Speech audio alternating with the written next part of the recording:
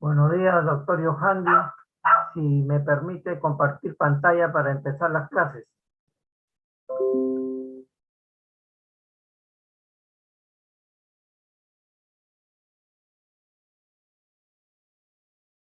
Gracias, gracias.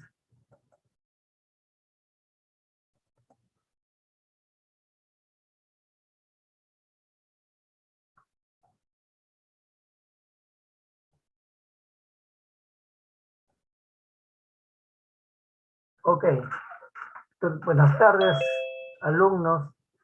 Hoy es la última clase teórica que vamos a dictar.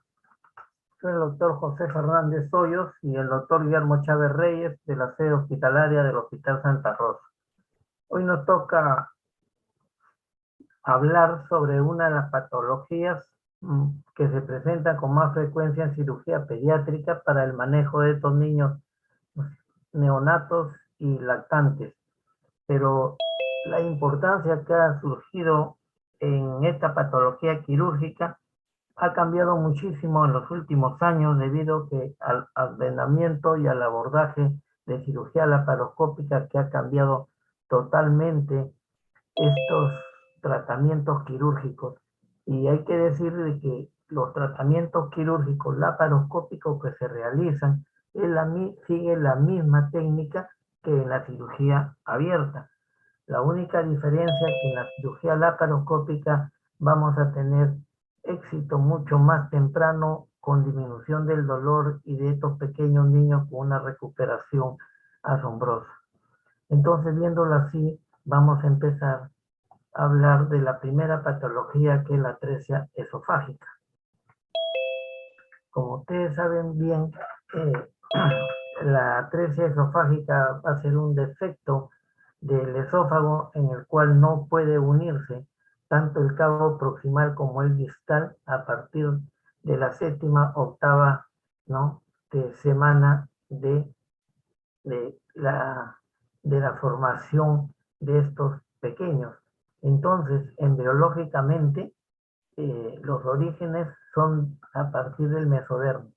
Entonces, vamos a tener dos porciones, una que es el intestino primitivo anterior, que viene junto con la tráquea, y a partir de la séptima, octava semana, estos se van a separar.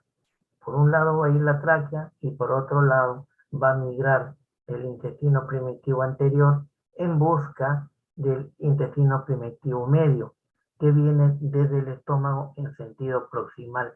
Cuando estos dos cabos no se encuentran y no se pueden anatomizar, entonces se va a producir esta anomalía, ¿no?, que es la atresia esofágica. Por lo tanto, vamos a encontrar que estos niños o estos recién nacidos, estos neonatos, van a presentar este defecto congénito. Muchas veces pueden estar acompañados de múltiples formaciones congénitas o bien pueden estar asociados con fístulas, ¿no?, con fístulas a nivel de la tráquea. Vamos a ver. Entonces, como concepto, podemos decir que es la falta de recanalización que se produce, ¿no?, una obstrucción permanente correspondiente a nivel del esófago. Y vamos a encontrar, según la literatura americana, 1 de cada 3.000 nacidos vivos.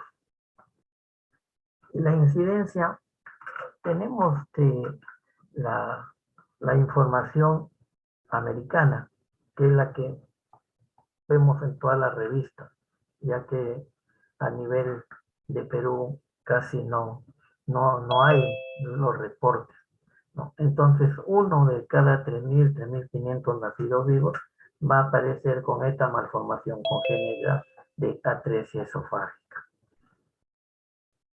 Entonces, vamos a ver que esta atresia esofágica no viene sola, ¿no? En el 80% viene asociado con un tipo de fístula, y la más frecuente, como vamos a ver en la clasificación, es la fistotráquea esofágica distal, o sea, la número 3.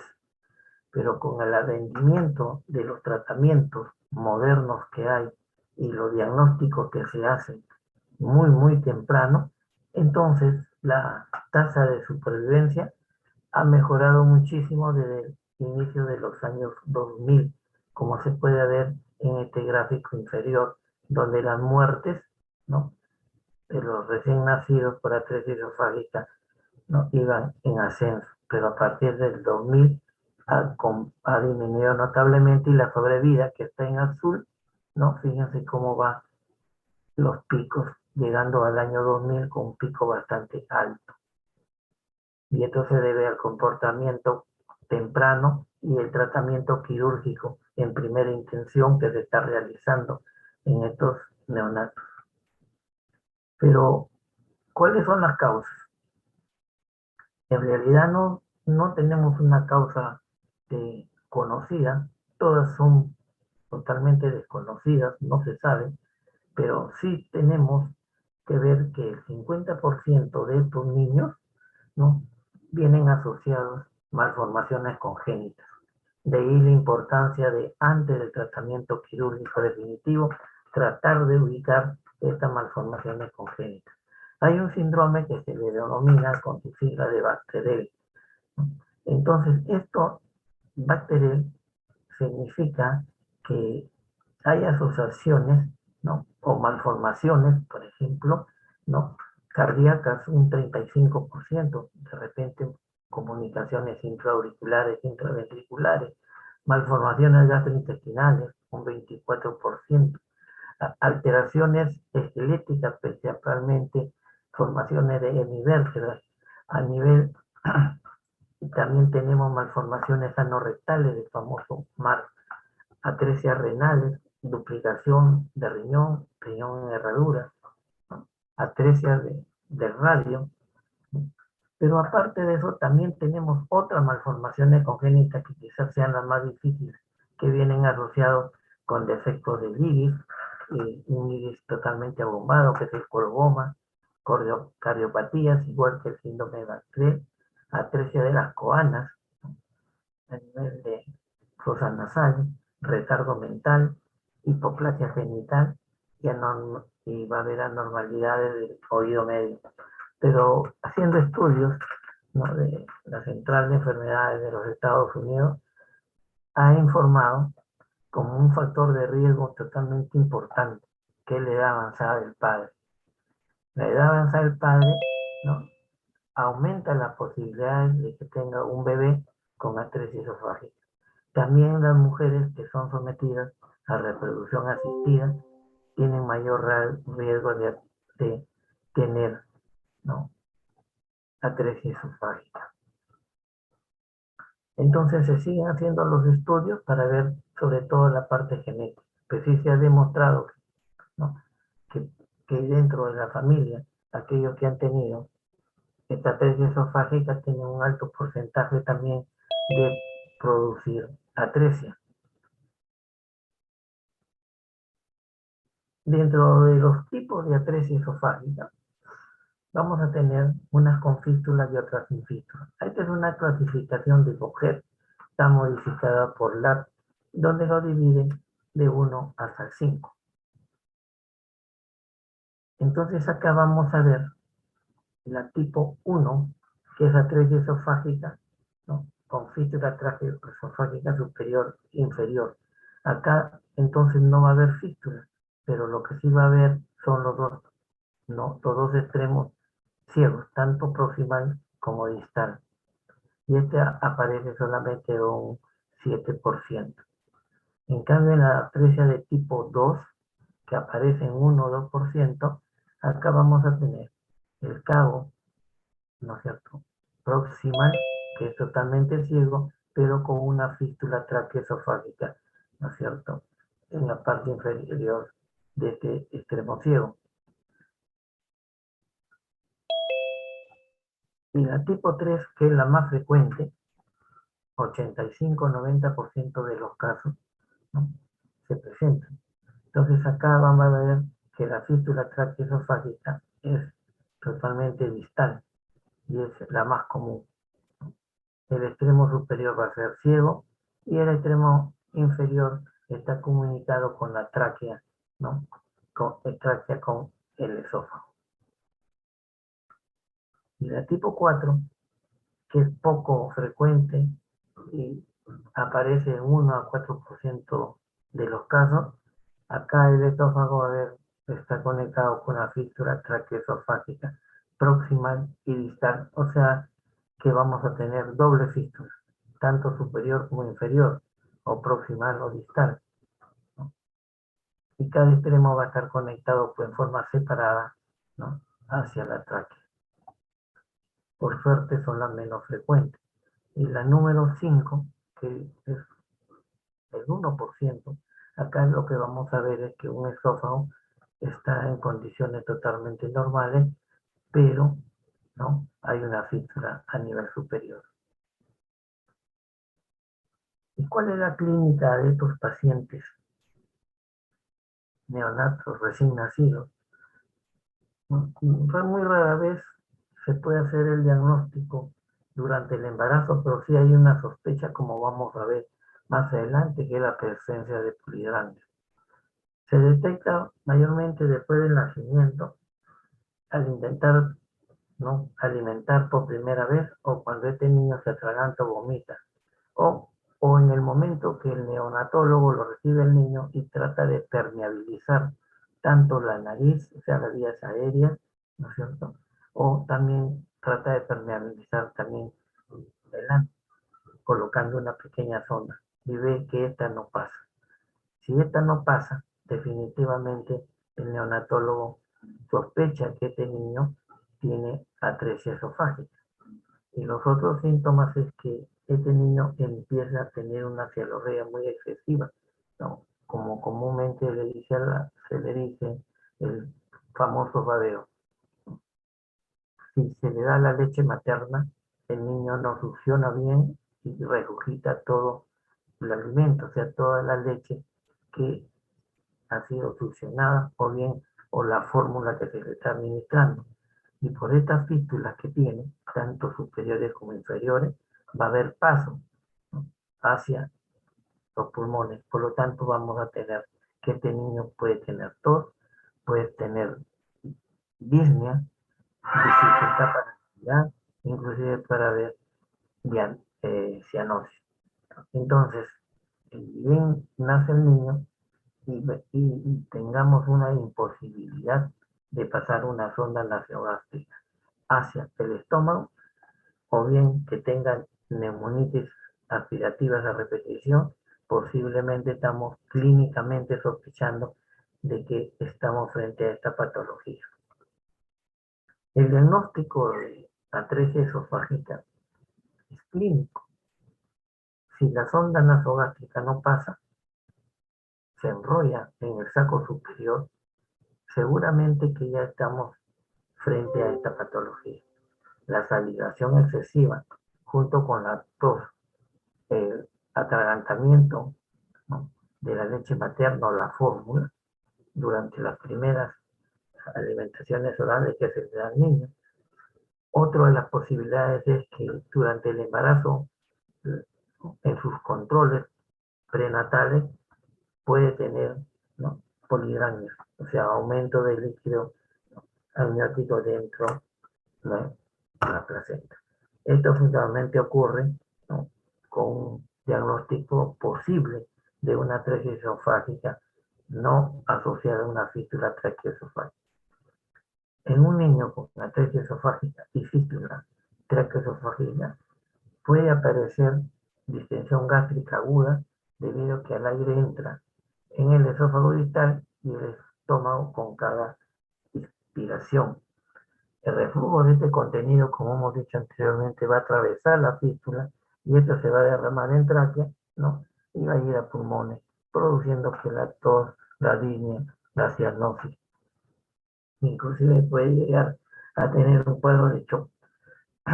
Entonces, la presentación de una fístula traqueoesofágica aislada sin atresia esofágica puede ser más útil y a menudo aparece después del periodo neonatal. Una vez que sospechamos la malformación, que es la incapacidad para pasar la sonda nasogástrica en este neonato, esta incapacidad, en ausencia de datos radiológicos de gas digestivo, es diagnóstica de una atresia esofágica. Por otro lado, vamos a ver, si hay gas en el tubo digestivo por debajo del diafragma, esto no va a confirmar la fístula traqueoesofágica asociada. Pero hay que tener presente que ocasionalmente puede darse por boca una pequeña cantidad de sustancia de contraste isotónico para revelar la altura del saco. Y también podemos ver la atresia esofágica proximal y la presencia de fístula o no. Pero esto es sumamente peligroso por el riesgo de que el líquido de contraste puede ser aspirado. Entonces este tipo de diagnóstico que podemos hacer, hay que tener demasiado cuidado para poderlo realizar. Tenemos de entrada, una vez que ya hemos hecho el diagnóstico, que la sonda no pasa, entonces tenemos que sacar una radiografía. Y aquí sí podemos identificar el saco superior que está lleno de aire y va a haber una discontinuidad del esófago, no se va a ver aire en el esófago. Si en el tubo digestivo, por una fístula traqueoesofágica, ¿no?, con un abdomen, la endoscopía de la vía aérea casi no se utiliza porque es demasiado riesgoso, porque estamos en presencia de un niño muy pequeño, recién nacido. Y acá podemos ver el diagnóstico de los controles prenatales, ¿no?, con polidramias, ¿no?, un exceso de líquido amniótico dentro, ¿no?, de la placenta. Este es el diagnóstico con introducción de la sonda.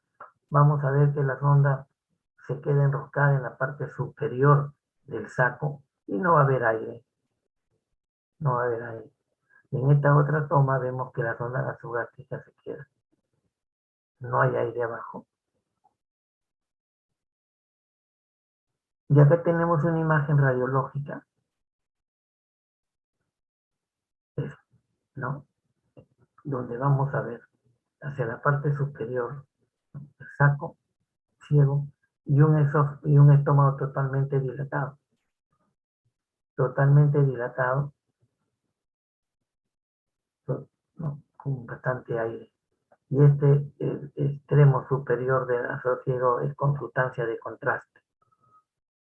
Acá tenemos las múltiples imágenes radiológicas.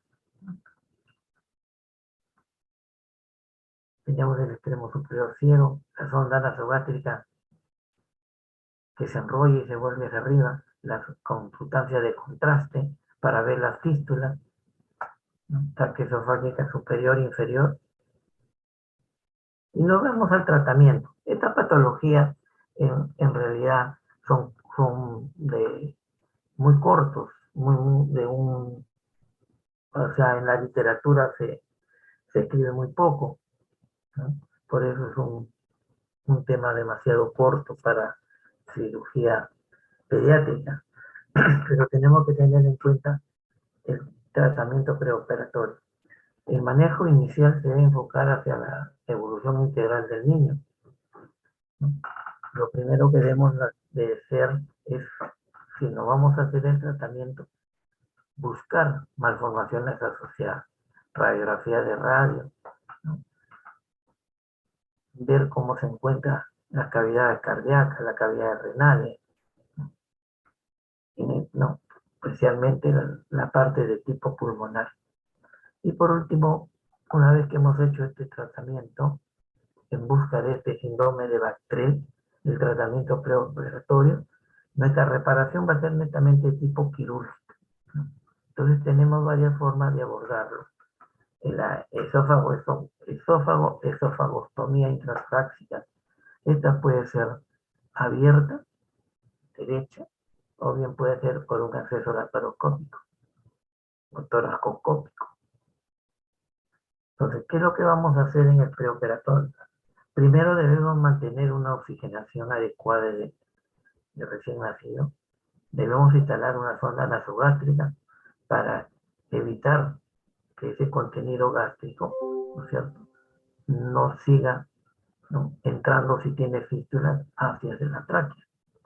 Una posición adecuada del niño dentro de la incubadora, ¿no?, semisentado, hay que vigilar cómo se encuentra la hidratación, hay que prevenir infecciones, hay que prevenir hipoglicemias, ¿no? Y por último, realizar pues todas las malformaciones que suelen venir porque esta atrofia esofágica no viene sola, viene con una serie de malformaciones congénitas.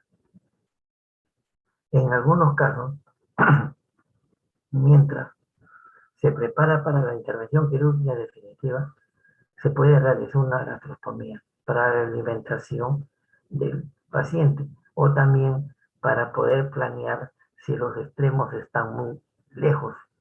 Entonces, en este caso tenemos que hacer un implante, ¿no?, de intestino delgado, intestino gástrico o bien de colon. Y esta es la técnica quirúrgica de la toracotomía abierta derecha, que se hace a nivel del cuarto espacio intercostal. Se ingresa con separadores de finoquieto, se separan las costillas y vamos a entrar directamente. Lo primero que vamos a encontrar son las venas ácidas. Estos se tienen que seccionar para poder tener mejor visión de la fístula y de los cabos. Primero se tiene que disecar en forma circunferencialmente y vamos a emplear una sutura de Vicryl muy fina para cerrar la tráquea y primero cerramos la fístula. Ese es el primer paso. En el mismo acto operatorio tenemos que hacer la anastomosis término-terminal, esófago-esófago, ¿no? Y por último, pues se coloca un dren, ¿no?, que va a salir por contrabertura para que nos pueda de esta manera avisar cualquier evento que pueda tener como complicación de este tratamiento quirúrgico. Acá en las imágenes se ve que eso es fácil, ¿no? Pero viéndolo en vivo, este es un tratamiento quirúrgico muy fino, ya que el neonato, pues, sus, sus partes anatómicas son muy, muy delicadas y frágiles. Por lo tanto, es una operación que no es rápida, que tiene que tomar todo el tiempo para poder realizar en un solo tiempo todo este tratamiento. Y así va a quedar. Primero se va a cerrar la fístula esofágica inferior, por ser la más frecuente, la tipo 3, y los dos extremos se van a suturar. Como ven acá, se colocan los puntos, ¿no?, en un solo plano. Acuérdense que el esófago no tiene serosa, por lo tanto puede haber complicaciones de licencia de sutura de la anastomosis. Y es así como se repara la atresia esofágica. Entonces, anatomizar los extremos del esófago para que este niño pueda tener una alimentación adecuada y por tanto también el problema respiratorio no se desaparezca por completo. Dice, a veces las cirugías y procedimientos adicionales, especialmente en esófagos cortos, o sea, en los extremos que no pueden llegar, si los músculos del esófago no funcionan lo suficientemente bien como para pasar la comida hacia el estómago, o si los alimentos digeridos regresan al estómago constantemente. Entonces la cirugía podemos emplear término terminal con cierre de la fístula en un solo tiempo. Podemos hacer una gastrostomía temporal mientras se planea, ¿no?, para la alimentación del niño, por supuesto, para ver si los extremos son cortos, planear si se va a hacer, ¿no?, el ascenso del intestino, del colon o bien del estómago. Eso es la técnica de alargamiento. Por último, vamos a tener complicaciones. Las complicaciones podemos clasificarlas como tempranas o también como tardías. Las tempranas, definitivamente, que es la licencia de la anastomosis, ¿no? Si hay licencia de anastomosis, pues la técnica operatoria no fue la adecuada y vamos a tener un cuadro de mediastinitis que es sumamente grave para el niño. Puede haber una recurrencia en la fístula traqueosofágica o bien a nivel de la anastomosis puede haber la formación de un pseudodivertículo. Y las tardías va a ser la estenosis esofágica. Si hay estenosis esofágica porque la anastomosis se hizo en forma muy tensa, ¿no?, Acá tienen que quedar los dos extremos bien cómodos como para que puedan, ¿no?, deslizar los alimentos y no quede tenso, porque si a quedar tenso entonces puede haber la licencia y por último una cicatrización defectuosa y aquí va a haber, ¿no es cierto?, la disfagia. Si hubiera así, se puede intentar hacer las dilataciones con balón. Por último, el diagnóstico de estas manifestaciones de estenosis se hace mediante una endoscopía. ¿Cuál va a ser el pronóstico de los niños? Va a depender de tres factores importantes. Peso al nacer. Si un niño tiene pues menos de 2 kilos al nacer, nuestro pronóstico no va a ser tan bueno. En cambio, el que nace pues con 3.800, 4 kilos, 3.900, entonces tienen unas condiciones adecuadas, ¿no?, con buenas proteínas, como para poder hacer la anastomosis correctamente. El tipo de atresia. Si tenemos una atresia tipo 3, ¿no?, una fístula distal, que es la más frecuente, pero si tenemos una atresia esofágica con doble fístula, superior e inferior, las cosas se nos complican. Y también las malformaciones asociadas. Si tenemos malformaciones de tipo cardíaca, comunicaciones intraauriculares, intraventriculares, se nos va a complicar más la vida, ¿no?, porque tenemos que corregir también esta malformación.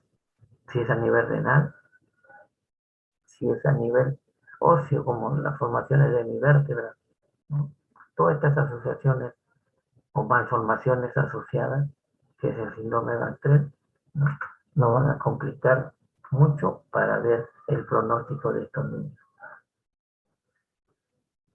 Hasta acá es corto el tema de estenosis, ¿no?, es corto. Y fíjense que también la frecuencia, una entre 1500 es poco. Entonces, tomemos otro tema del lactante, que es la estenosis hipertrofia del píloro. ¿Qué es la estenosis hipertrofia del píloro?, ¿no? Es una hipertrofia, o sea, un agrandamiento de las capas musculares, tanto, ¿no?, las longitudinales de la círcula del píloro. Se dice que las que mayor se hipertrofian son las circulares. Entonces, al hipertrofiarse esto, estas fibras musculares, entonces van a ir cerrando el canal pilórico y lo van a elongar, ¿no? Por lo tanto, vamos a encontrar un píloro engrosado que se va a comportar clínicamente como un síndrome pilórico, porque va a haber un retardo en el vaciamiento gástrico. Podemos decir que la causa principal más frecuente de niños menores de 2 meses de edad, así como la principal causa de alcalosis de tipo metabólica, por la presencia de vómito que va a tener de contenido gástrico, donde se van a perder no solamente sodio, potasio y cloro, ¿no?, también bicarbonato. Por lo tanto, ¿no?, este va a ser la principal causa de obstrucción intestinal en niños. Según las estadísticas, se dice que aparecen entre 1.5 a 4 por cada 1000 nacidos vivos.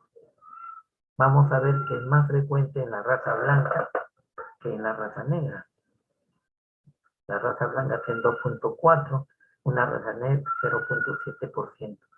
Y entre los hispanos y los asiáticos, los hispanos son más frecuentes de tener hipercetosis hipertrofia del píloro versus los niños lactantes asiáticos.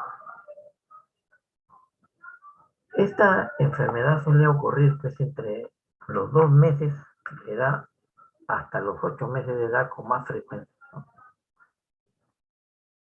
En cuanto se refiere a la causa etiológica, es totalmente también desconocida, pero se ha intentado hacer estudios para poder ver cuál sería la causa de que, por qué es que estas, ¿no?, células, estas fibras, ¿no?, musculares del píloro se producen este cuadro obstructivo, porque se agrandan, porque se ponen fuertes, duras, ¿no? Se ha intentado buscar la etiología últimamente se ha visto que la administración de macróleos, especialmente la eritromicina, en estos recién nacidos, podría también estar, ¿no?, en relación con esta construcción. Fíjense que el doctor Lin, en el año 1960, ¿no?, postuló la teoría de la leche, de la fórmula, que esta podría producir edema de la mucosa a la submucosa, y por lo tanto podría ser la causa de obstrucción del músculo. Después Belvin dijo que haciendo estudios anatomopatológicos vio que había una disminución de las células ganglionares. Acuérdense que entre las fibras musculares circulares y las horizontales, ¿cierto?, hay plexo nervioso, que es el plexo de Argos, que tiene la propiedad de producir el peristaltismo en las células en el intestino delgado, ¿no?, todo el sistema de intestinal, el plexo de Argos. Entonces vio que posiblemente haya disminución de estas células ganglionares o de estos plexos nerviosos. Y Bolle y Miller también, ¿no?, promocionó que podría estar en relación con células de tipo inmadura, o sea, con fibras musculares, ¿no?, inmaduras. Y otro de los también estudios que se hacen para poder buscar la causa podría ser la elevación de la gastrina. Y se ha podido ver en estudios anatomopatológicos que los pacientes que fallecen con hipertrofia píloro a nivel de las células parietales, que son las que producen ácido clorhídrico, en estos pacientes están totalmente aumentadas. Entonces, si están aumentadas, va a haber una mayor producción de ácido por efecto de la gastrina. En cuanto se refiere a la incidencia, ¿no?, como causa común de obstrucción, ¿no?, es más frecuente encontrarlo a los hombres que a las mujeres, sobre todo al primer hijo varón, ¿no?, al primogénito. Y acá sí tiene que ver también el factor de herencia. Los padres o los abuelos que han tenido estenosis hipertrofia del píloro, los hijos pueden tener un 5% de esta enfermedad. Y como habíamos dicho al comienzo, se presentan pues entre los 2 meses y las 8 semanas, o sea, hasta, ¿no?, hasta los 2 meses de edad. ¿Y cuál es el cuadro clínico? El cuadro clínico es sumamente importante tenerlo presente. Como se está comportando como un síndrome pilórico, todo lo que llega al estómago no puede pasar. Al no poder pasar porque se encuentra con una pared, que el píloro no se abre porque está totalmente hipertrófico, entonces el niño comienza a vomitar. Pero la característica de este vómito, ¿no?, que es de tipo proyectil, o sea que sale a distancia, como si fuera un proyectil, sale a distancia. Y la característica es que no tiene bilis, no tiene bilis. Entonces es un vómito explosivo no bilioso, porque para que haya bilis, ustedes saben que la bilis llega a la segunda porción del duodeno a través del conducto, ¿cierto?, colédoco. Ahí van a desembocar justamente, ¿no?, la bilis junto con el conducto pancreático. Entonces, el vómito, la característica es que sale a presión con fuerza y no bilioso, que de contenido pues, postprandial, o sea, la leche materna, la fórmula. El niño llora todo el día porque tiene hambre. Clínicamente podemos ver, si nosotros hacemos la inspección clínica en un ambiente adecuado, con una temperatura adecuada para recién nacido, porque lo tenemos que liberar de lo que tiene sus prendas, entonces podemos ver cómo hay una rotación, o sea, un desplazamiento de ondas peristálticas que van a ir desde el lado izquierdo hacia el lado derecho. Podemos encontrar un cuadro de hidratación, lógicamente, por los vómitos que tiene, hay un 5% de pacientes que tienen ictericia. Y esto se debe, esta producción de ictericia, quizás se debe porque hay una disminución de la enzima que convierte, ¿no? Que es la glucamil transpeptidasa, o sea, la glucoronil transpeptidasa. Quizás una disminución de esto hace que no concluya bien la bilis y por lo tanto haya ictericia. Si el paciente no se alimenta, comienza a vomitar, por supuesto que va a haber pérdida de peso, pérdida de crecimiento, el paciente va a estar estreñido, puede tener letargia y por último puede tener un cuadro de shock. Entonces, en el examen físico vamos a hacer el diagnóstico. Si nosotros vemos bien esta imagen, ya no necesitamos ayuda diagnóstica, ecográfica, radiográfica, tomográfica, porque ¿qué vamos a ver? Una barriguita de recién nacido, un abdomen distendido, un estómago grande, la onda peristáltica de izquierda hacia la derecha, y lo más importante que se puede palpar esta imagen de masa, que es la oliva pilórica. Si vemos la sonda peristáltica, encontramos la oliva pilórica, entonces el 75-80% de los casos, sin lugar a equivocarnos, es una estenosis hipertrofia del píloro. Entonces, ¿cómo podemos hacer el diagnóstico definitivo?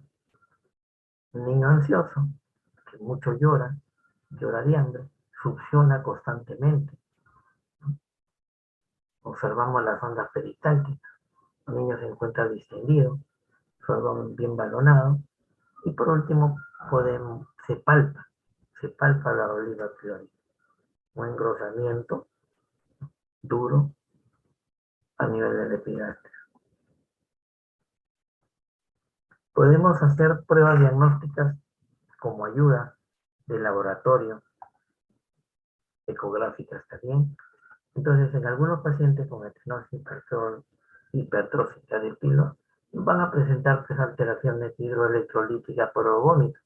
Lo más frecuente es que presenten alcalosis hipocalémica, hipoclorémica y un desequilibrio hidroelectrolítico, que estos dos son que nos evitan que la cirugía se vaya posponiendo, porque el paciente para ingresar a sala de operaciones tiene que entrar en condiciones adecuadas y en condiciones normales.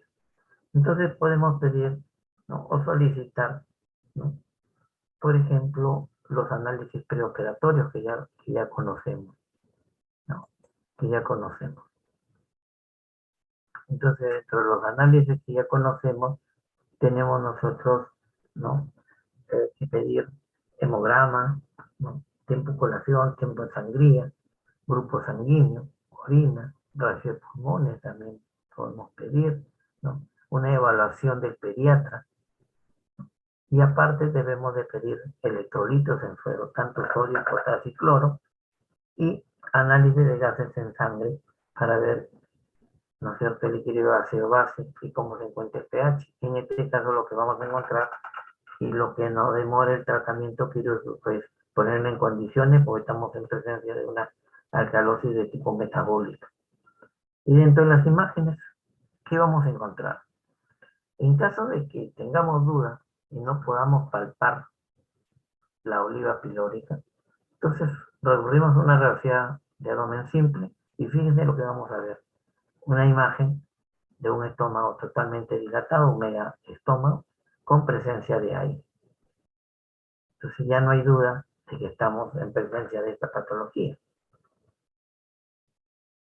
Y acá tenemos un cuadro importante que nos va a servir muchísimo para ver cuando se pide la ecografía. Porque se dice que el gol estándar de estos pacientes es la ecografía. Entonces lo que tenemos que tener presente es que el píloro, su espesor, está entre 2.5 a 3 milímetros de pared de grosor. Si tiene mayor a 4 milímetros un estrado, ¿no es cierto? Y una longitud normalmente está de 15 milímetros o 1.5 centímetros de longitud de largo, según Blumenfeld, ¿no? Entonces, si es mayor a 15 y si es mayor a 4 milímetros, entonces seguramente es una hipertrofia pilórica. Y si vemos en niños menores de un mes de edad con un espesor de, de la pared de 3 milímetros, seguramente es una estenosis. Y acá vamos a ver en la ecografía. El diagnóstico, no palpamos la oliva, no vemos los movimientos peristálticos de izquierda hacia derecha. Pedimos entonces la ecografía, tanto en el corte sagital y coronales, ¿no? ¿Qué es lo que vamos a ver? Nos interesa que nos diga el ecografista como cuánto mide el píloro, cuál es su pared, si es mayor a 15, si es mayor a 3 milímetros. En niños menores de 2 años de edad hace el diagnóstico, la ecografía. Y acá podemos ver, vamos a ver más adelante el signo de la diana. Y acá tenemos en este corte coronal, donde vemos la hipertrofia del músculo pilórico, ¿no? En este corte coronal. Pero en un corte sagital, vamos a ver que el canal pilórico apenas se ve. Se ve como si fuera nuevamente una rayita y por entre las dos, ¿no? X, la luz del píloro, y por arriba el engrosamiento de la pared del píloro. Ahora, hay otros estudios también que se piden, pero que son procedimientos que ya están dejando de usarse por la gran cantidad de radiación que se pone en peligro tanto al neonato como a la persona que sostiene al niño, ¿no? Entonces vamos a irradiar a la madre, al padre, no más al niño, que es la seriada gastroduodenal, ¿no? Esto podríamos pedirlo en el caso de que un ultrasonido o una ecografía no nos dé las características adecuadas para hacer el diagnóstico, ¿no? Entonces, este estudio de sustancias de contraste que se administra al niño, ¿no? Se llama una seriada gastroduodenal, igual que se hacía en los adultos. ¿Qué es lo que vamos a encontrar? Un estómago grande, va a haber un retraso del vaciamiento gástrico, muy poquita sustancia de contraste a través de ese hilito que veíamos en la ecografía, ¿no? En la parte longitudinal del píloro, ¿no? Las ondas peristálticas, claro, que en el estómago tenemos dos ondas, las ondas cortas y las rápidas, ¿no? Se detiene, ¿no?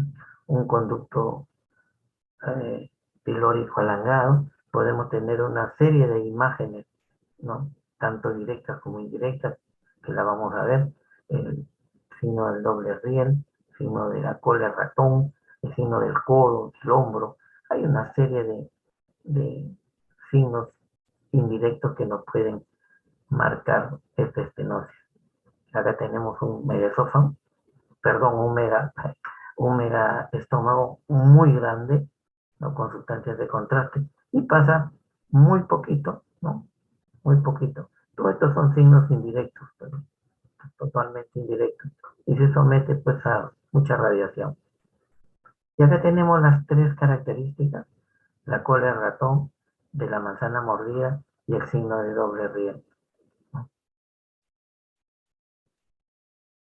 Acá lo mismo, medio estómago. Por último, se puede intentar hacer un estudio endoscópico. La endoscopía, ¿qué nos va a ver? Nos va a ver la dilatación del estómago, los pliegues de la mucosa son muy grandes, muy gruesos por el edema, pero por ser un estudio en un recién nacido, ¿no? Tendría que ser un endoscopista, pues, que pediátrico, ¿no? Con un endoscopio pediátrico. Entonces casi no se precisa. ¿Y cuándo operar? ¿En qué momento nosotros decidimos el tratamiento quirúrgico? Esto no es una cirugía que hecho el diagnóstico se tiene que operar, ¿no? Podemos esperar el tiempo que lo requiera para poder nosotros corregir los equilibrios hídrico-electrolíticos, la acidosis, tanto hipoclorémica, hipocalémica, metabólica. Una vez que hemos corregido todos estos factores, recién vamos a plantear el tratamiento quirúrgico, ¿no? ¿Y cuál va a ser el manejo preoperatorio? Colocar una sonda nasogástrica para aspirar todo el contenido de estómago. Hay que sedar al niño, ponerlo boca abajo para evitar, ¿no?, que pueda producirse una broncoaspiración, corregir el equilibrio hídrico-lactolítico, mejorar la hipoglicemia, la hipoalbuminemia y corregir la calosis metabólica. Hecho esto, entonces recién nosotros buscamos qué tratamiento le vamos a hacer. No todos los hospitales tienen torre de videolaparoscopía y instrumental pequeño para realizar el tratamiento laparoscópico. Por lo tanto, vamos a seguir, ¿no?, dos caminos. Hacemos la piloromiotomía, ¿no?, en forma abierta, o bien hacemos laparoscópica. Ya habíamos dicho que la forma laparoscópica era lo ideal, era la revolución de la cirugía, ¿no?, porque el niño va a sentir menos dolor, se va a recuperar más rápido y tenemos el ingreso de los puertos va a ser mínimo, menos de 5 milímetros, ¿no?, y los problemas de ISO, de guía operatoria, son mínimas en la cirugía endoscópica. Entonces vamos a ver las técnicas. En la piloromiotomía se va a seguir la misma, ¿no?, los mismos pasos, tanto para la abierta como la paroscópica. Entonces, lo primero que vamos a hacer es una incisión en la región pilórica, ¿no?, transversa, para la abierta, ¿no? Vamos a liberar piel, tejido celular subcutáneo, muscular, peritoneo y por último entramos a cavidad. Ubicamos el píloro, ¿no?, y hacemos la disección de las fibras, tanto musculares, longitudinales como circulares. ¿En qué momento lo hacemos? Cuando la mucosa protruye. Vamos a ver cómo se hace. El tratamiento quirúrgico tiene más de 100 años.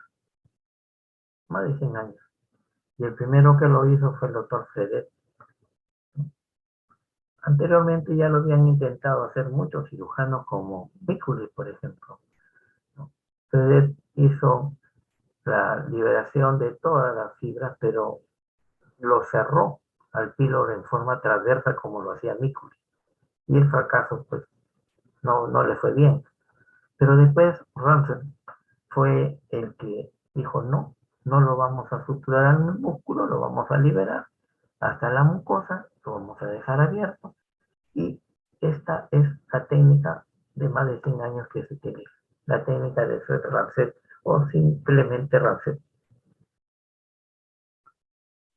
Acá tenemos abierta, ¿no?, la cavidad. Hemos exteriorizado la víscera, la hemos eviscerado y estamos viendo esta imagen, que es el píloro, de una consistencia, de un color más blanquecino, duro, que el intestino normal. Una vez que ya lo hemos exteriorizado, lo fijamos con 2 dedos. Toda esta cirugía es fina, con mucho cuidado.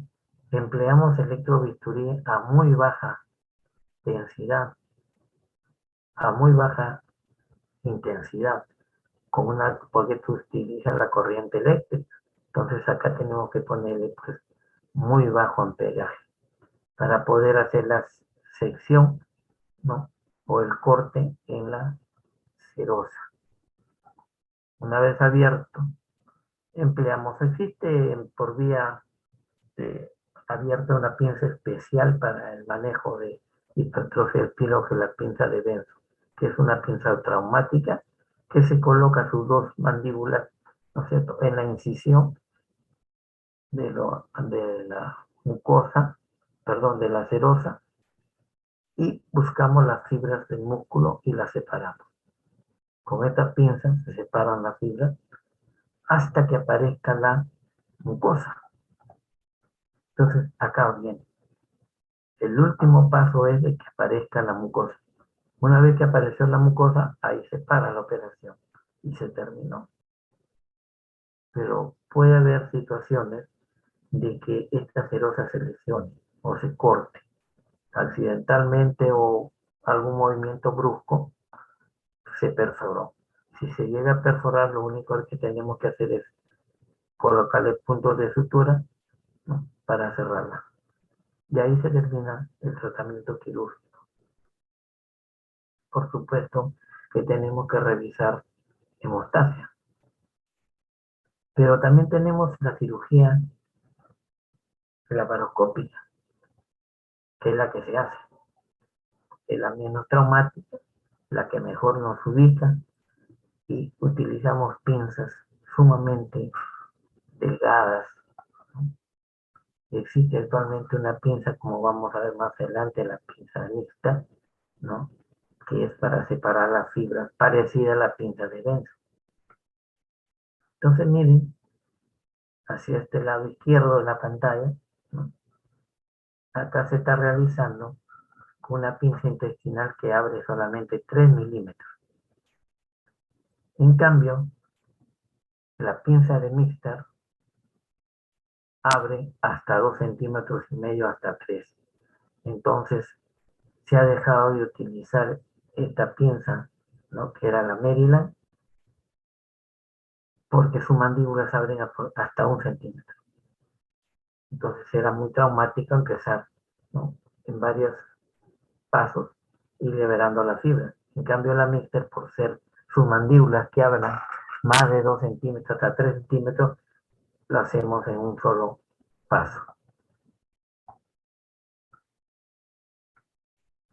¿Cuáles son las complicaciones? Ya lo habíamos visto, que la mucosa se perfora por una forma brusca o una forma accidental. Se sutura la mucosa y ahí queda. Puede haber vómitos persistentes, puede haber dehiscencia, infección de la herida. Esto aparece pues muy poco, menos del 1%. Y cuando es laparoscópica, menos todavía. Casi no hay infección de ISO. ¿Y cuál va a ser el manejo postoperatorio después de que nuestro paciente ya ha sido operado? Por vía laparoscópica, operado. Entonces tenemos que reportar, ¿no es cierto?, en nuestra historia clínica, cuál es el tratamiento que vamos a iniciar. Hay que dar analgésico para evitar pues que el lactante produzca dolor. Empleamos un procinético que nos va a ayudar, ¿no es cierto?, en el pasaje del contenido gástrico hacia el duodeno. Utilizamos bloqueadores H2, ¿no?, ranitidina, o bien pueden utilizar los omeprazoles. Iniciar la vía oral 12 horas después de terminado el tratamiento quirúrgico. Esta es una secuencia de cómo vamos a ir administrándole los líquidos al lactante.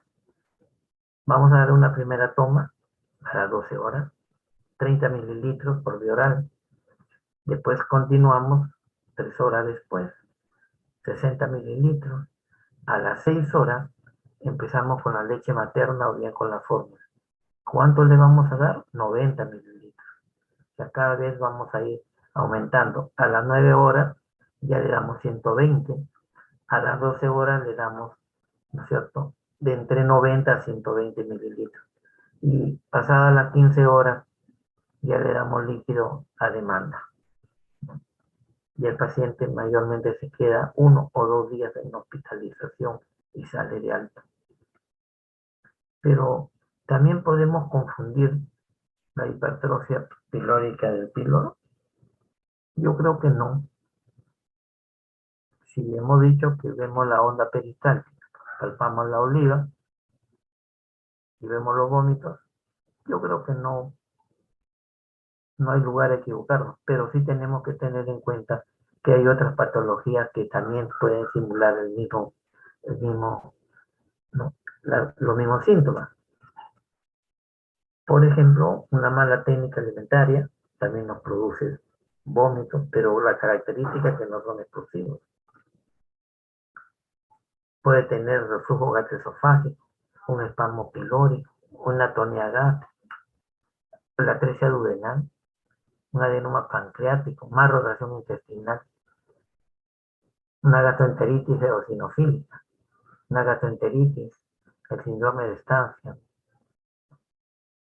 insuficiencia suprarrenal. Todas estas son manifestaciones que pueden hacernos confundir, pero muy difícil porque el pediatra está bien entrenado para ver este diagnóstico y llevarlo al cirujano pediatra, ¿no? Para el tratamiento definitivo.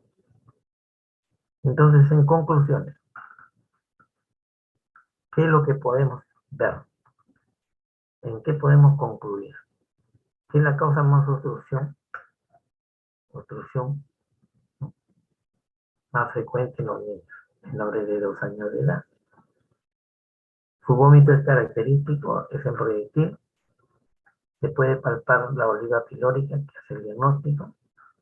El gol estándar es el método de elección, de ecografía, donde nos va a poder medir tanto el canal pilórico, la longitud, como, ¿no es cierto?, la pared del píloro.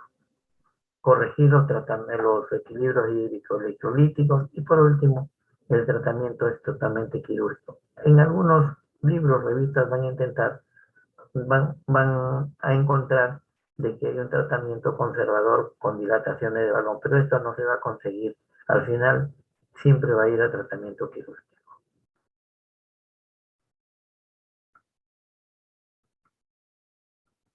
Por último, vamos a ver esta otra patología que también se presenta en los lactantes, ¿no?, que es la intussuscepción. ¿Cómo podemos definir esta intussuscepción? Es la invaginación de una parte, una porción del intestino, ¿no es cierto?, hacia el mismo intestino, a manera de un telescopio, ¿no? Se ingresa, ¿no?, una parte del intestino hacia el otro, como si fuera un telescopio. Entonces acá se describe, la literatura lo describe, en algunos libros dicen la cabeza de la intussuscepción. Entonces, esta porción proximal del intestino se le denomina intusectum, ¿no? Es lo primero, y la porción distal, la que ingresa hacia el intestino, se le denomina intussuscepiens. Intussuscepiens, ¿no? Entonces tenemos dos partes, ¿no? El intestino proximal del intestino distal que ingresa dentro de la luz del órgano. Acá también haciendo un poco de historia,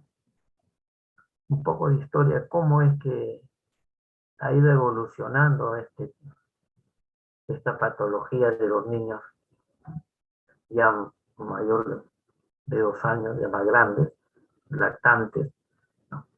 Por ejemplo, Paul Bardet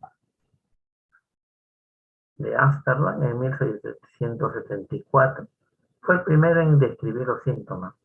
Hutchinson publica por primera vez una operación exitosa en un niño menor de 2 años.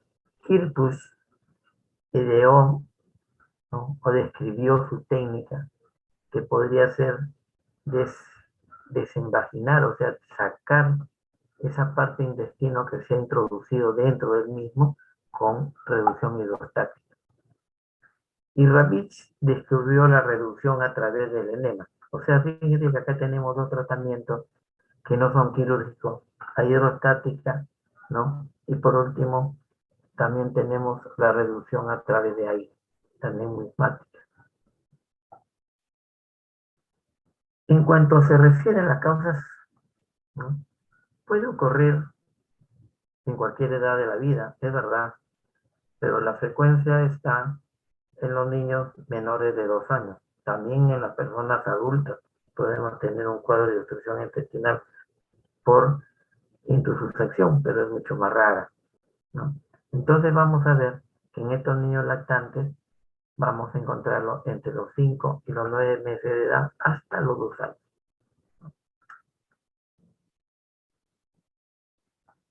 ¿Y cuál es la fisiopatología? Porque todas estas son causas de tipo idiopática, son causas que no se intenta saber cuál es la causa, pero lo que sí podemos saber es que con más frecuencia tenemos que la porción ileocólica, cuando el hilio se mete dentro del colon, es la más frecuente, es el 80% de los casos. Vamos a encontrar otras formas también de ingreso de este intestino, que son las iliares, o sea, hilio, ¿no es cierto?, con hilio. Secocólicas, ¿no? El ciego o el colon dentro del ciego. Y el colon con colon, colónicas, y por último, haces de yeyuno con yeyuno. Entonces, las más frecuentes son las ileocólicas. En esta imagen tenemos una forma normal, el ilion terminal, con, ¿no?, ciego, apéndice, colon ascendente, la iliocecal, entrando el hilio a la porción del ciego, la ileocólica, ¿no?, y la más frecuente es esta, la iliocecal, o la ileocólica.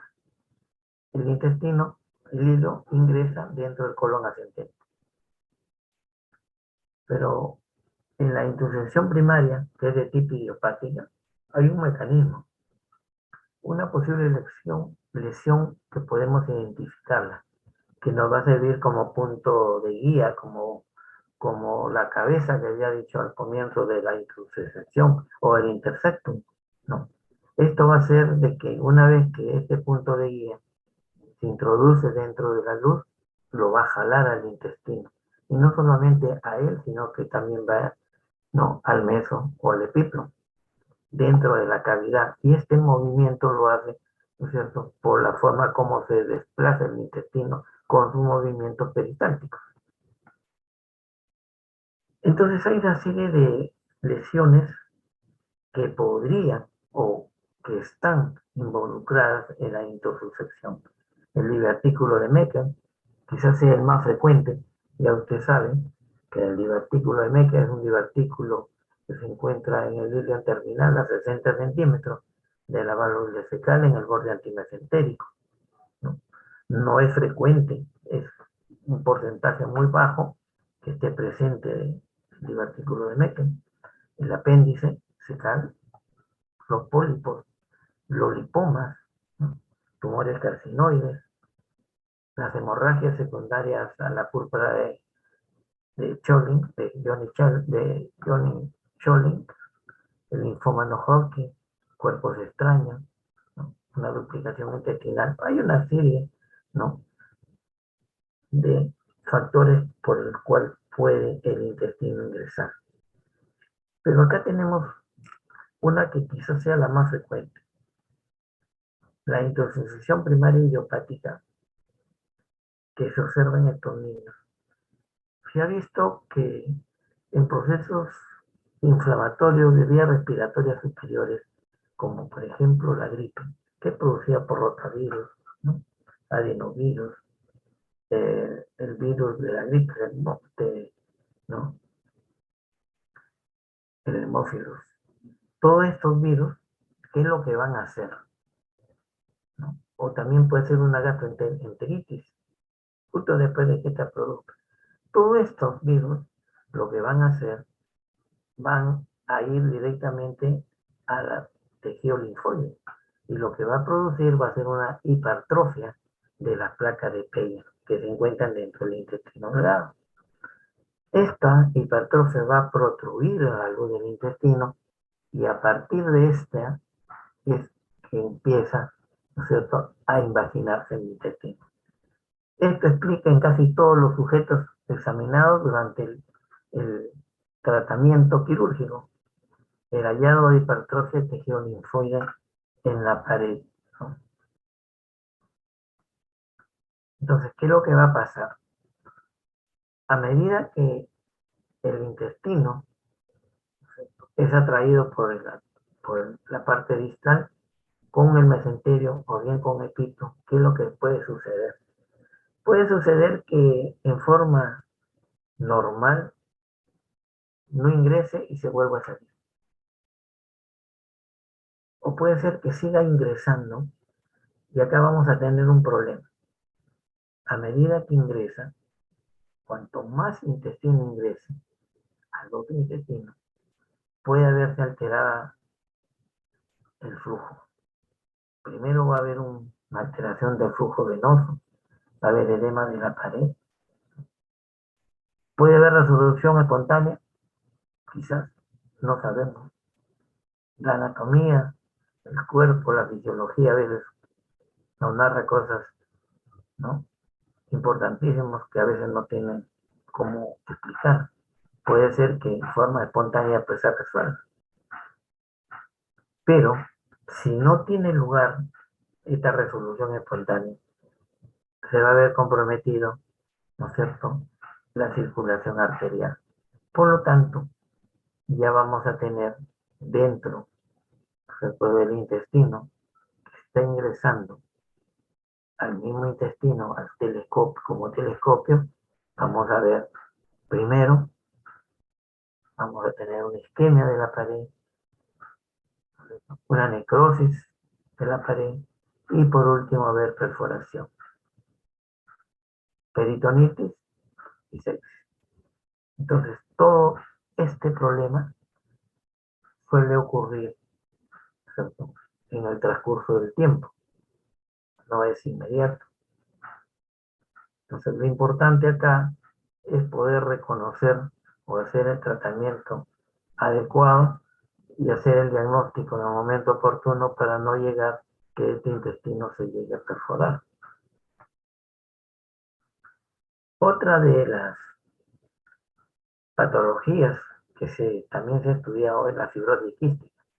En este caso, las secreciones de la materia fecal que se espesa, que está dentro de la luz del intestino, va a actuar como guía, como cabeza del intersecto.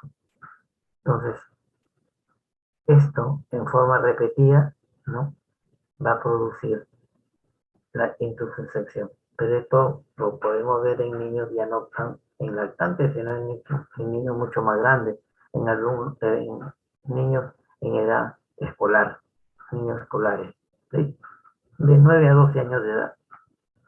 ¿Y cuál es el cuadro clínico de la intussuscepción? No es muy característico, porque los niños lloran de dolores tipo cólico, dolor que viene, va, aparece en forma súbita, y probablemente el niño, después de que tiene el dolor, ha llorado, calma y el niño se queda dormido.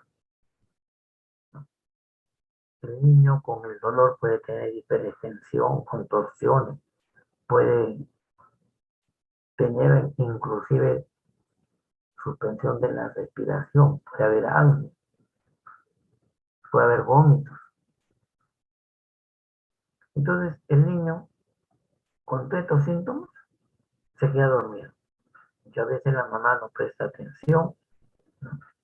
Como es un niño que llora, se retuerce de dolor, vomita, calma, se queda dormido y así sucesivamente. Pero sí hay un cuadro, dentro del cuadro clínico, algo que nos llame la atención, ¿no?, que son los vómitos,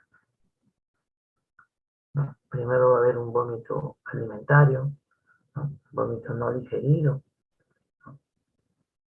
Acá sí va a haber presencia de bilis, ¿no? Entonces, fíjense qué diferente no, sino que no había, que era un vómito explosivo no bilioso. Acá sí. ¿Por qué? Porque la bilis pues llega al duodeno y pasa. Entonces acá sí vamos a tener un vómito al comienzo alimentario y después va a ser de tipo bilioso. Pero otra característica que quizás nos haga el diagnóstico va a ser la presencia de heces. Unas heces a veces teñidas de sangre, puede, con moco sangre, ¿no? Pero posteriormente ya va a haber expulsión de coágulos en las heces, como en esta imagen, moco, sangre en forma de coágulos. A esto se le ha llamado heces en jalea de Grosella.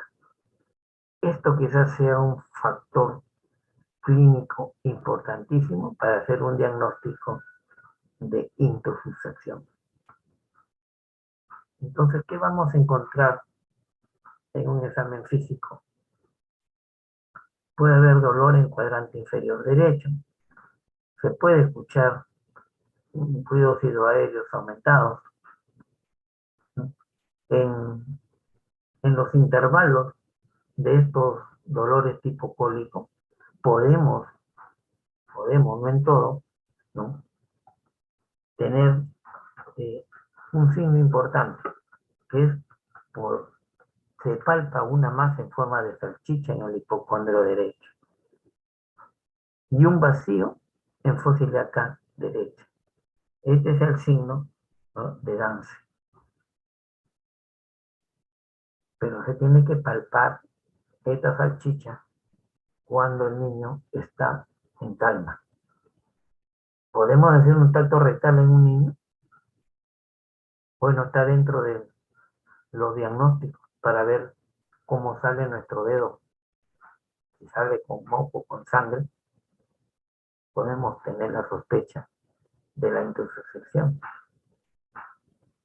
Si este proceso surtido por los vómitos puede llegar a tener un cuadro de deshidratación y por lo tanto este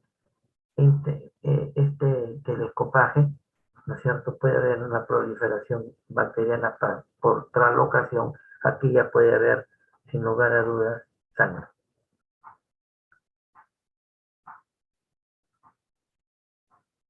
Acá hay un diagnóstico que muchas veces se nos puede presentar entre un prolapso rectal y una intoxicación prolapsada.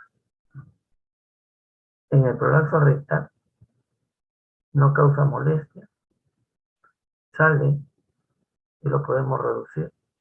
No hay vómitos y no hay signo de sexo. En la mitad de los casos, el diagnóstico de intoxicación puede sospecharse con una radiografía simple de abdomen, que es lo que vamos a demostrar. Puede haber imagen de masa, puede haber una distribución anormal de gas o de contenido fecal. Vamos a encontrar muy poco gas en el intestino grueso, especialmente en el colon sigmoide, y puede haber como un cuadro de obstrucción intestinal la presencia de ruidos hidroaéreos. Esta es una imagen de una radiografía de abdomen simple, ¿no?, de un lactante, donde están las flechas, el efecto de masa. Y esto es muy importante. El otro diagnóstico por imágenes es la ecografía. En la ecografía lo que vamos a encontrar, en tanto en el corte sagital, ¿no?, como en el corte frontal, lo que vamos a encontrar es esta imagen, como si fuera círculos alrededor de este centro. Esta es la imagen del signo de la diana.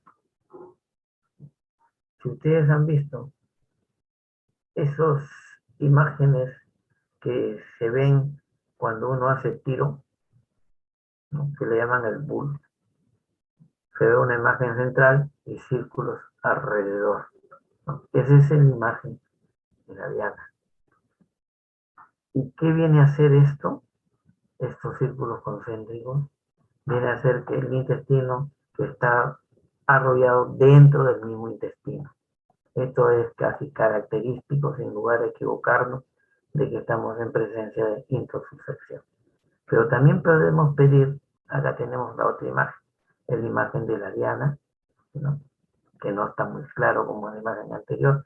Podemos también tener una imagen de un pseudorriñón, como acá. Si lo colocamos en Doppler, que es para ver si tiene ¿no es cierto?, de irrigación, y vemos a ver que esta parte sí está irrigada. Y esta es la imagen que yo le decía de la diana, ¿no? Esta imagen concéntrica. También podemos pedir una tomografía pedal multicorte cuando hay mucha duda diagnóstica. Ya va a depender del cirujano si lo pide o no. Esto lo podemos pedir con contraste o sin contraste, ¿no? En este caso acá se ha pedido con contraste y podemos ver donde está la flecha, esta imagen, ¿no? Esta imagen donde el ilion está entrando al colon ascendente. Es más frecuente el ilion cónico. Entonces vamos a llegar ya con todo esto, con la clínica, con un estudio clínico, un examen clínico, al tratamiento. Entonces en el tratamiento vamos a dividir en dos partes. Uno que va a ser no quirúrgico por reducción con aire o con líquido, ¿no?, como lo hicieron muchísimos años atrás, ¿no? Y por último la reducción quirúrgica, tanto por vía abierta como por vía laparoscópica. Entonces en el tratamiento no quirúrgico, ¿no?, se introduce una sonda nasogástrica para descomprimir el estómago, líquidos intravenosos y con todos los estudios de laboratorio básicos, ¿no? Se hace la reducción hidrostática o neumática, o sea, ¿no?, si nosotros pensamos de que hay compromiso arterial, definitivamente estos exámenes no se deben realizar, ¿no? Están totalmente contraindicados. Entonces, en la reducción hidrostática, se va a colocar un catéter rectal o bien una sonda Foley en el recto y se mantiene unidas en ambos muslos del recién nacido o del lactante, ¿no?, para que esto no se puedan mover y la sonda se pueda salir. Pero como la Foley tiene un globito en la punta, se infla el globito para que pueda ser anclado y quedar quieto durante todo el tratamiento, ¿no?, de este proceso. Lo malo que esto se utiliza rayos X porque tiene que ser dentro de una cámara que tenga fluoroscopio, ¿no? Entonces se permite utilizando varios, ¿no?, la sustancia de contraste, ¿no?, y que corra hacia el recto de una altura, es como si fuera una adenoplisis, ¿no?, una altura de 1,5 metros del paciente, y se va observando cómo se va llenando mediante el fluoroscopio. Se mantiene una presión hidrostática constante mientras esto vaya reduciendo. Si no llegó a reducirse, entonces se retira, ¿no?, todo el bario que se llegó a introducir. Acá tienen el ejemplo, ¿no? Tenemos la cabeza que yo les decía de la introducción, ¿no?, y la administración de bario con una presión hidrostática constante para ver si esto lo desimpacta, ¿no? Pero si no se llega a lograr, definitivamente va a ir a tratamiento quirúrgico. Y la neumática es lo mismo, ¿no?, pero acá sí vamos a introducir aire por el recto a una presión, ¿no? Depende de la edad del niño, ¿no? Si son muy pequeños, ¿no?, a 80 milímetros de mercurio, y si son mucho más grandes, hasta una presión de 120 milímetros, ¿no?, para los más grandecitos. Dice, bueno, este es aire que se va a introducir también al recto con la finalidad de que se desimpacte, ¿no? Pero hay desventajas de este tratamiento, que puede producirse un neumoperitoneo. Atención, no hay buena visualización de los puntos guía de la introducción y el proceso de reducción no se logra ver totalmente. Esto nos induce a unos falsos positivos. Acá tiene la imagen del aire dentro del intestino, con la finalidad de impactar o de liberar el intestino que se encuentra dentro de la luz. Este es el equipo ¿no? Un esfingomanómetro para medir la presión, la sonda Foley, se colocó una llave de 3 días para poder controlar la presión. Este es como se fija con el paragrafo fijo a los niños para que no se nos muevan. Y por último, tenemos el tratamiento quirúrgico. Si ha fallado estas dos formas de desimpactar el intestino, si tenemos un niño que se está chocando o tiene signo de peritonitis, entonces directamente debemos ir al tratamiento quirúrgico. Técnica quirúrgica era la aparatomía exploratoria, que es la abierta, o también la laparoscópica, que nos sirve tanto, ¿no?, de diagnóstico como de tratamiento. Hacemos una incisión transversa, evisceramos todas las vísceras del intestino en busca de dónde se encuentra la intussuscepción, y de forma muy sutil, muy elegante y con muy despacio, ¿cierto?, hacemos la maniobra de la taxis, que consiste en fijar con una mano derecha, ¿no es cierto?, la parte de la intussuscepción, y la mano izquierda o derecha, depende si es derecho o zurdo, el cirujano empieza a retirar el intestino que se encuentra dentro de la luz. Pero fíjense, esta es la foto transoperatoria. Acá se ve como el intestino ha ingresado dentro del intestino ilioileano. Pero nos podemos encontrar con esta imagen. Si nosotros vemos abierta la cavidad, vemos la intussuscepción, hemos retirado el asa intestinal y la vemos encontrar de esta forma, de color oscuro, negro, violáceo, entonces quiere decir de que acá ha habido un sufrimiento de esta asa, ¿no es cierto?, con obstrucción de riego, tanto venoso como arterial. Entonces, en este caso, lo que tenemos que hacer es resecar el intestino y realizar una anastomosis término-terminal. Esta anastomosis se hace en cuña. Estos son los pasos que se siguen, ¿no?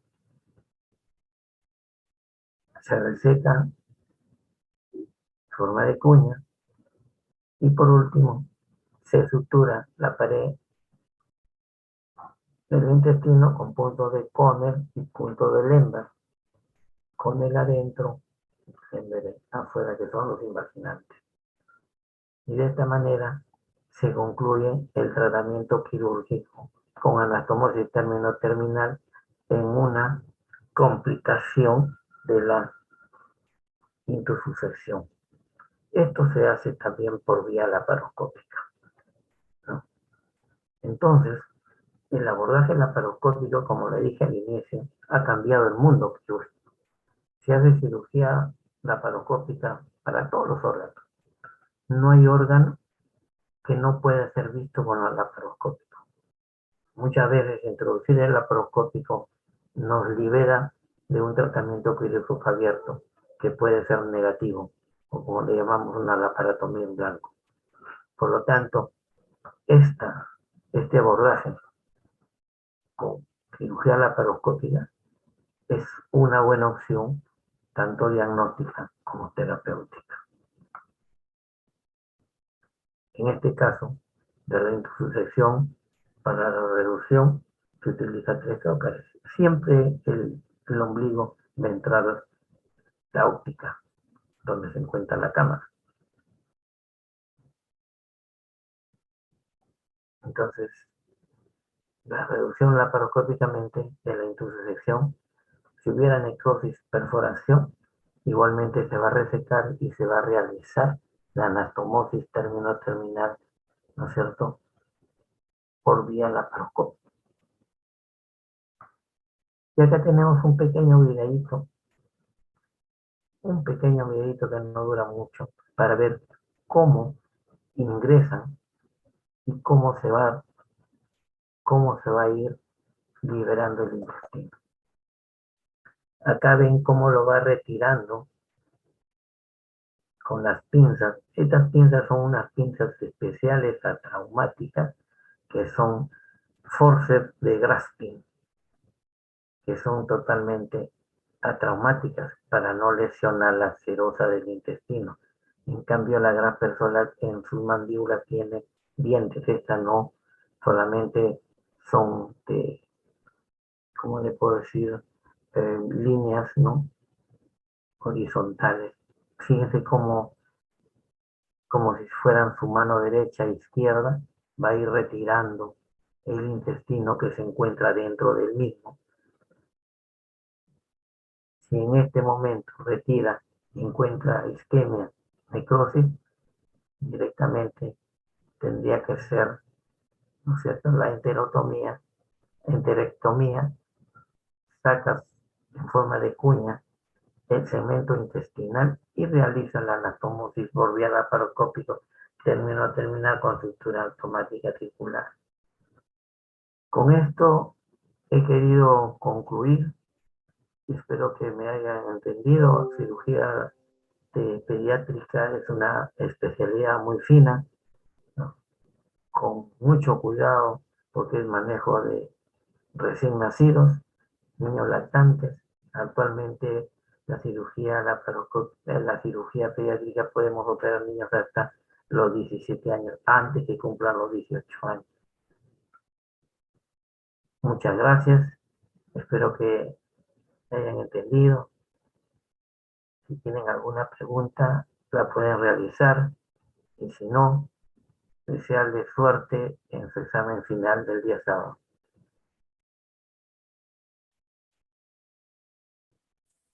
Gracias, doctor.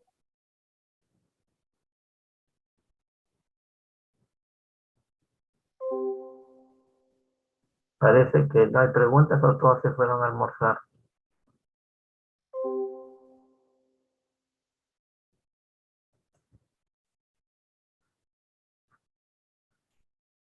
Bueno, chicos, me vuelvo a repetir, un poco de estudio, un poco de concentración para el examen final. Hasta luego, chicos. Nos encontraremos en un momento de la vida. Hasta luego. Gracias, doctor.